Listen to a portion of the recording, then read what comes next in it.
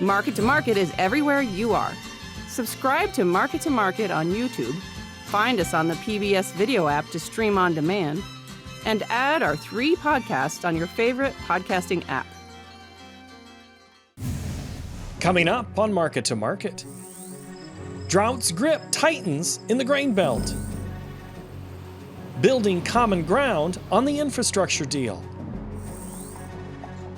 Rural America struggles to find farm labor. They adjusted the last... And market analysis with Don Rose next. Soybeans, they adjusted downwards 52 million. What's the most complex industry on Earth?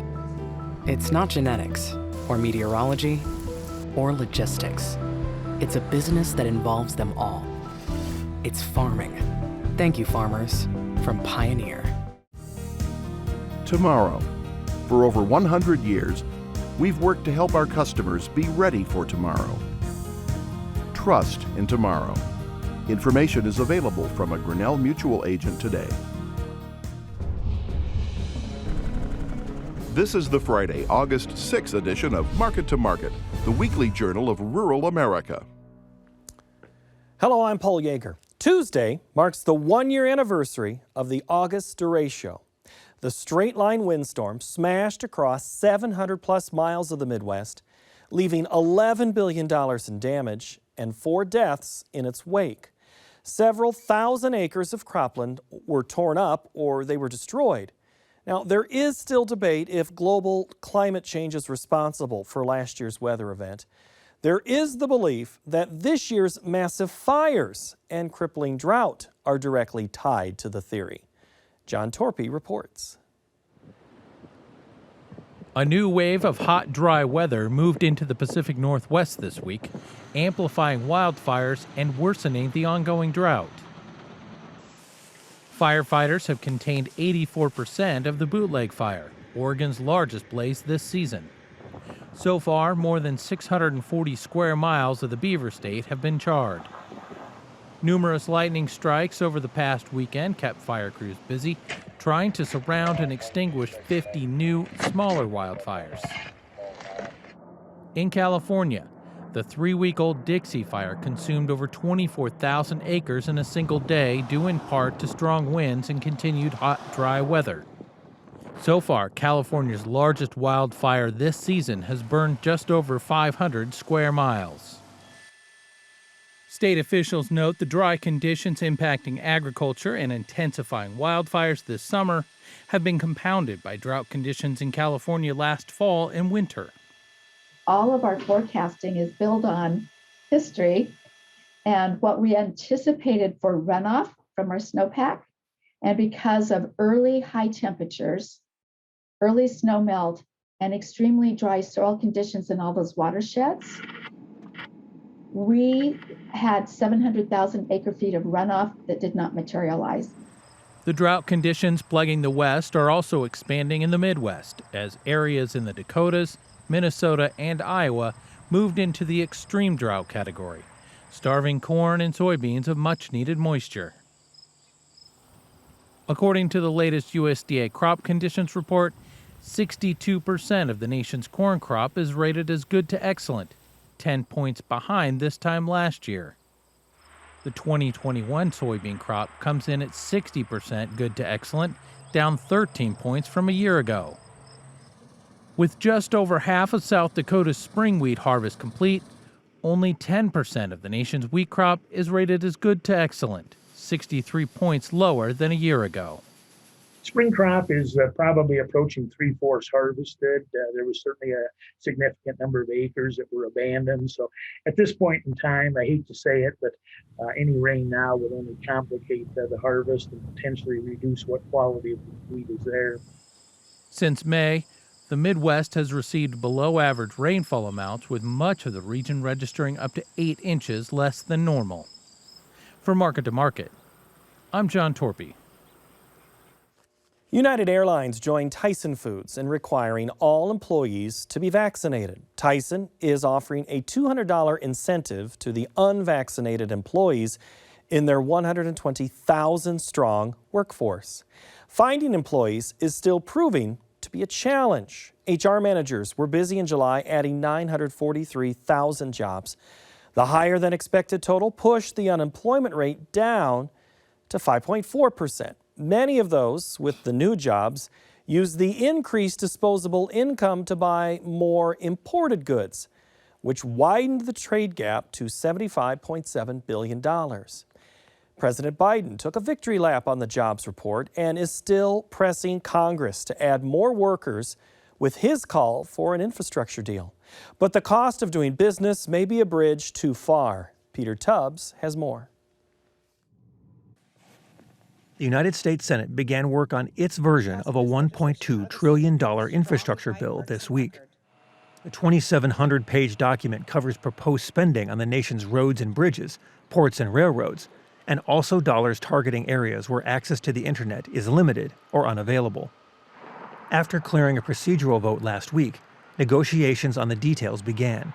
Debate over sources of funding to pay for the plan may be contentious. The Congressional Budget Office estimates that the proposed spending would increase the federal deficit by $256 billion over the next 10 years. So far, the federal government has added an estimated $3 trillion to the deficit, combating the COVID-19 pandemic and the resulting recession. If the bill is approved by the Senate, it will have to find approval in the House before being sent to President Biden to be signed into law. The Senate begins its August recess on Monday, August 8th, and members of the House have already left for a 3-week work period in their home districts. From Market to Market, I'm Peter Tubbs. An Iowa State University study commissioned by the National Pork Producers revealed that despite competitive wages and an expanding workforce, the U.S. pork industry continues to struggle to find labor. The complaint of how to get and keep farm labor has been stymied by more than one labor law.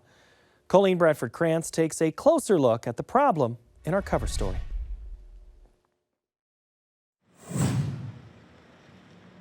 Help wanted signs are not unusual in the town of Hartington, but the outcry for willing workers has reached a more fevered pitch in recent months.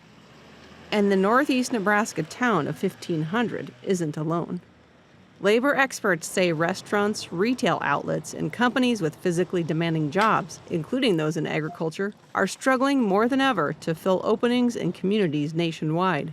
People are having a hard time finding good employees, not only someone to just fill the job, but actually showing up, doing good work and staying on for, more than a few months at a time. Complicating the situation is the fact that Nebraska, as of June, has the lowest unemployment rate in the country at 2.5%. Becker says many business owners end up working longer days to fill the gap left by a lack of help. They mostly try to deal with it on their own. People are pretty self-reliant, and it's hard for people to ask for help sometimes. Additionally, newly opened local businesses are competing for a limited number of employees who are able to take advantage of work-from-home jobs, many of which were not available before the COVID pandemic. One labor expert says some states have high unemployment rates persisting, even with a large number of job openings. There were some statistics I saw just the other day where it's something like, 10 million job openings in the U.S. and businesses struggle to find people to come back to work. Americans have more options than ever. And I've heard many people call it the Great Resignation. With these new opportunities and the addition of government COVID payments, it increased the difficulty of luring workers into more physically demanding farm jobs. At Burback's Countryside Dairy, based just outside Hartington, Dean and Lisa Burback have gotten into the habit of advertising job openings well in advance. They even convinced a retired farmer to work a few hours a day. The livestock is different because there's no rest. You don't get a break from them. If you take a break, they don't survive. You have to be there feeding them every day, taking care, making sure they're not sick. Burback says that because fewer Americans have grown up around livestock, it has made hiring more of a challenge. Rather than searching locally, he now advertises nationally when looking for candidates. We will wind up with people that have zero agricultural experience and just, oh, I love animals, they say. It's like, well, that's different than actually taking care of the animals, Generally does not work out well. The National Milk Producers Federation and others in the dairy industry have been asking Congress for years to revise the International Workers Visa Program, known as H-2A, so year-round agricultural operations, which includes most livestock producers, can also hire from outside the country. Most seasonal grain and produce farms can hire international workers for up to 9 months of the year under the program. Other livestock industry groups, including the National Pork Producers Council, have joined the dairy industry in the quest for H-2A program revisions. We've seen an uptick in demand from poultry producers and poultry processors who are absolutely desperate for workers. And that's a fairly recent trend. The use of H-2A workers has increased about 20% a year over the last decade, and Bortnick doesn't expect that to fall off anytime soon. If you are in the ag sector, depending on your industry, you very well could qualify for the program. And if you do, the program is a godsend. Steve Peterson, with South Dakota-based Heinold Hog Markets, has been in the hog business for nearly 45 years. Peterson says he's never seen a labor situation like the one now facing the industry. At this point, we've got openings at several of our facilities. We've used outside hiring agencies, but we just don't get any applicant flow. And we don't have a playbook for how to deal with this one. The average pay for hired agricultural workers in the U.S. increased by 6% in 2020, a more rapid pace than had been typical, landing at an average of $15.97 per hour. Yet experts say these increases haven't had much impact. And while automation is used in some packing plants and in livestock production, Peterson said there are still many jobs that need the human touch. But we can't automate production in those farrowing rooms, and that takes hands-on. And we need people that are willing to work. We don't discriminate if it's where they're from. We just need full-time people that are committed to proper care of livestock, coming to work every day. South African Jan du Plessis is working on a row crop farm near Mitchell, South Dakota. At age 19, he applied to be an H-2A worker after a friend told him how the strength of the U.S. dollar could help him gain more ground financially if he came to the U.S. I think it's a very good idea too, because we're willing to work and we're here for work. We're not here to just work 9 to 5. We're here to work until the job is done. The 23-year-old hopes to continue returning to the same farm for a few more summers before focusing on a pecan grove he started in South Africa. I can't really see myself sitting at a desk and doing a day's job all day long. Bortnick says many Americans don't fully understand that farmers pay a premium to ensure jobs aren't taken from U.S. workers. They are also required to cover housing and travel expenses for those employees. Bortnick believes proposed legislation too often combines changes to these visa programs with elements related to undocumented workers. This is certainly not a cheap, alternative to U.S. workers. Quite the contrary. So I think the way to look at these programs is really a last resort. For Market to Market, I'm Colleen Bradford Krantz. Next, the Market to Market report. Chinese buying, private predictions of lower yields, and chances for rainy weather made for a mixed finish in the commodity markets. For the week, September wheat gained 15 cents as the nearby corn contract added 8 cents. Soybeans had a volatile week as the soy complex battled the same factors, which pushed the September contract lower by 11 cents. September meal gained $4.50 per ton. December cotton added $2.31 per hundredweight. In the dairy parlor, September Class 3 milk futures gained 13 cents. Another mixed week in the livestock sector as October cattle gained 68 cents. September feeders put on $1.53, and the October lean hog contract shed 43 cents. In the currency markets, the U.S. dollar index gained 63 ticks. September crude lost $5.73 per barrel. COMEX gold lost 50.40 per ounce, and the Goldman Sachs commodity index dropped more than 16 points to finish at 525.30. Now here to provide insight is one of our regular market analysts. It's Don Rose. Hey, Don. Great to be back, Paul. So this whole wheat market, we just talked about the weather out west. They're wrapping up winter wheat harvest. It's pretty much done. No rains in sight. Then all of a sudden, rain starts showing up in a forecast. Is wheat driven mostly by weather like the other commodities? Is it the canary in the coal mine indicating what's ahead? Well, and that's a good point because the wheat market this week actually is the new leader to the upside. And you look at it, it makes sense because the world supplies continue to tighten. If you look at the problems we had in the U.S., we've had issues in the spring wheat, well documented. That moves into Canada, a big wheat producer.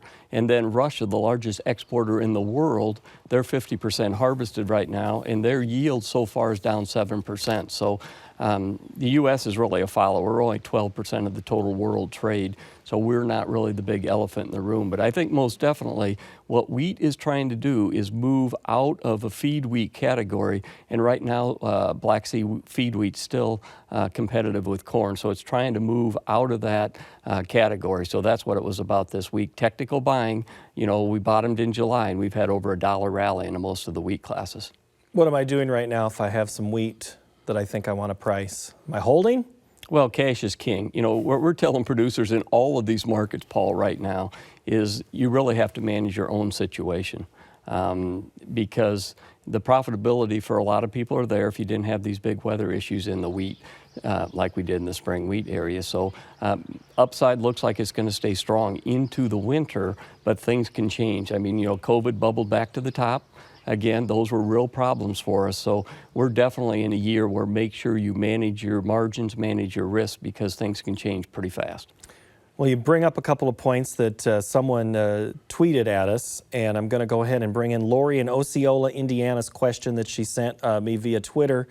And she says, near my area in Indiana, if you had old crop corn, one location paid $1.50 a bushel overbid this week only. She says, in my short time involved in ag, I've never seen this, corn at $7.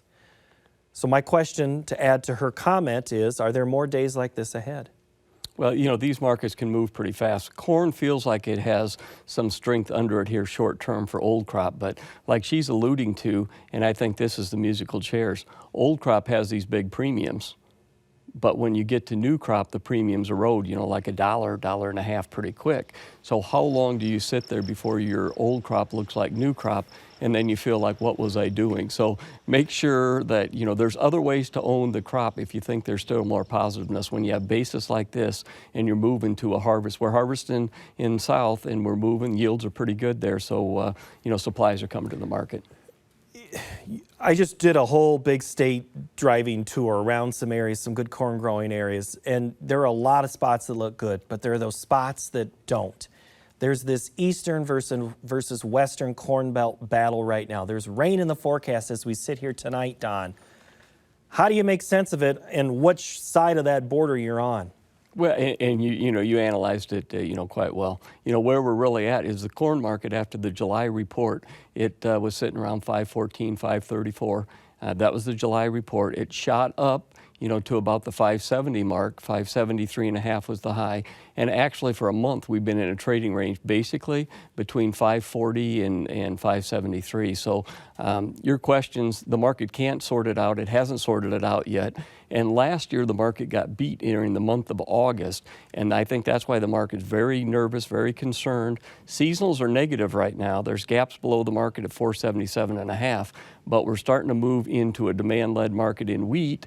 Does that happen in corn? And there's gap above the market at 73.5 on D's corn to the upside too, Paul. So I think what we're really doing is the August report next Thursday's going to be a big indicator on kind of how the government thinks we're sitting. I'll ask you Ken's question later, but he's got a similar question about your gaps that you're talking about. Okay, one last thing on corn though. I thought the market was supposed to sort some of this stuff out. I mean, is there just that much unknown right now? Well, there is that much unknown because it's all about weather. Remember last year the government in the August report took the yield up 2 bushels to a record 181.5, only to have egg on their face and have to drop it sharply during the month of into the next report because the yield just wasn't there. The kernel counts were there for guys, but we don't sell kernels, we sell weight, and the weight wasn't there, and consequently end up yield 172, and we can't have a yield of 172 this year, or you're going to have a demand rationing market. Same issue in the soybean market. We got to have those pods filled. Are they going to fill?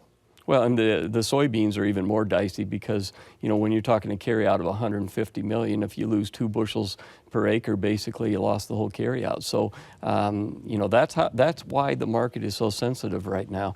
The market has had big swings. It tries to break to the downside, then it can't, and then it tries to break to the upside and it can't. So you have to be careful chasing rallies and chasing breaks in this market. And the weather's going to be a good guide here, but watch the Chinese came into the market on the soybeans this week, the end of the week, particularly on Friday. So is that a start of something or not?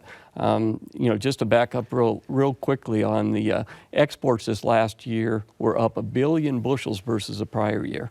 That's where the whole difference was, and soybean exports were up 600 million. So do we add on to those, take away? The government says we're going to take away some, but do we put it all back on? So that, I think it's all in the exports, really, what we do on demand. So what's the indicator to know which way that is headed? Well, I think you have to watch how competitive we are in the world market, and then do we see some buyers come in? Our exports in June on soybeans were the lowest in 8 years. So China's gone just very quiet. It's good to have a big customer, but when they're the big customer, if they're not there, then they cause a lot of problems, which is what's happened this summer. All right, cotton market too. We talk about this rain situation. Is that what's benefiting them now, that they've put on such a good crop, or is it too much rain? No, and I mean, if you look at the cotton market, you're back at the highs. And so I think it's more of the same. I think it's the demand underneath the market again. It's China again underneath the market. They're the big elephant in the room. So I think that's really what's given us support at these highs. Well, the cattle market, there is some support at buying, but then again, so sensitive of a market. What's the prompt this week that's moving us one way or another? Well, the cattle market, we've been in a range. We haven't moved basically for 18 weeks on cattle. Cash cattle market's just sitting here. The bulls are trying to believe that we're going to move to the upside quickly because of contra-seasonal. We've got big premiums already dialed in the market, so you have to be careful because of that. Could there be a black swan? I mean, when you're at 140 on April cattle, those are areas you have to be concerned. But again, most of these meat markets, Paul, it's all much do we need to add grain premium to the market or take it away? So you have to watch the grain market pretty close too. Well, that's the feeder story. Is there were some calls to buy corn this week because it was lower, it broke lower earlier. To help your feed situation, what's the feeder facing? Well, the end user, most definitely, hay is what, at 2-year highs. So, you're in just this extreme drought. You look at the cattle market, though, we're still in a liquidation phase. Our beef cow herd was down 2%. We're still bringing cows off of the pastures that are dry. So the cattle market is building, that problem. But the demand is just unbelievably strong so far, and the packers making a lot of money. It's been week after week, month after month, making between $400 and $700 a head. I mean, only handles them a few hours. And there doesn't seem to be that these congressional hearings are doing anything to scare the market, right? Well, it doesn't appear to be scaring the packer. Right, I'm sorry, the packer. Because not the market if you look at it, I mean, if he paid $10 a hundredweight more, that's only $150 a head off of his $600 profit per head. So I think it's just the fact that the beef is strong, the numbers are just there. The packer seems to have his way. Hopefully that switches as the numbers of cattle go contra-seasonal and get tighter, which they should, Paul, from now all the way into the winter months. Okay, keep an eye going into the winter months. Okay, hog market-wise, we keep hearing swine fever issues. Is that the only driver? Because China started to come in and buy some pork this week, I thought I read. They did. Well, they did. They bought 50% of our exports went to China this last week on the sales. The big issue that you have with the hog market is you've got the cash market still very strong, up around 112. You've got October hogs that are next month up are sitting there just around $87 a hundredweight. That's a big discount. So you have the big record discount. So you have the big discounts in the market, anticipating that China is not going to be in the market as their retail prices are down 56% this year. They say that their hog herd is completely rebuilt, and they've been buying pork domestically. So why did they have to come to the U.S.? But they did. So that's the spook in the market. It's, does China leave and we come under pressure? Do the disease problems cure themselves? So we're just kind of battling here right now. The technicals are weak. We'll sort it out further in Market Plus. Thank you, Don Rose. Thank you, Paul. All right, that'll do it for this installment of the TV show we call Market to Market, but Don and I will continue with Market Plus. Find that on our website of markettomarket.org. We've shared many of your posts in our stories section of our own Instagram feed of Market to Market Show. Follow us today to see the pics. Next week, how combating a glut in the hemp market led to competition with recreational marijuana. Thanks for watching and have a great week.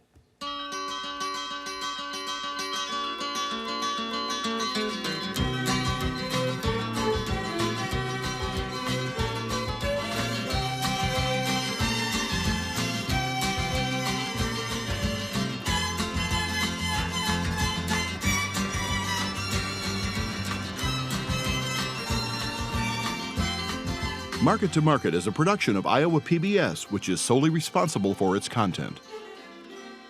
What's the most complex industry on Earth? It's not genetics, or meteorology, or logistics. It's a business that involves them all. It's farming. Thank you, farmers, from Pioneer. Tomorrow. For over 100 years, we've worked to help our customers be ready for tomorrow. Trust in tomorrow. Information is available from a Grinnell Mutual agent today.